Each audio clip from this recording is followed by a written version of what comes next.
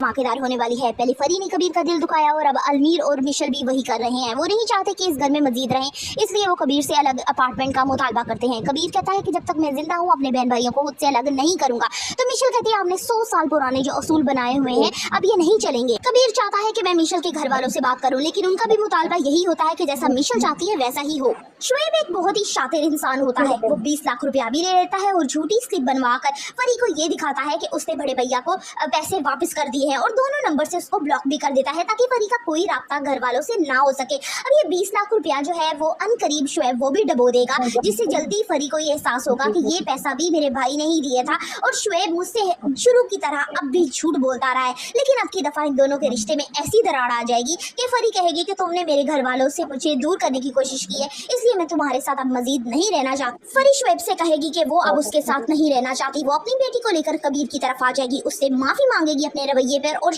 कबीर उसे माफ कर देगा। कबीर अपने रिश्तों में जितना ही खलूस के साथ चलता है, रिश्ते उसके हाथों से रेत की तरह निकलते जाते हैं।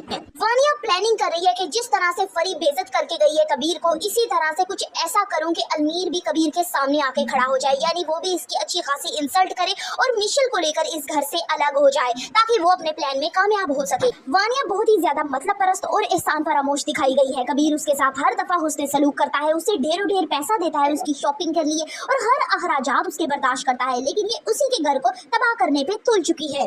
अलमीर कबीर के सामने आ जाता है और उसे कहता है कि उसे अपार्टमेंट चाहिए क्योंकि मिशेल इस घर में अब मजीद रहना नहीं चाहती, वो अलग होना चाहती है। यहाँ पे कबीर कहता है कि मैंने अपनी सारी जिंदगी अपने बहन भाइयों को इकट्ठे रखा है, मैं नहीं चाहता कि तुम इस घर को छोड़ के जाओ। मिशेल कहती है कि आपके 100 साल पुराने जो रूल्स हैं मैं उसको फॉलो नहीं करती।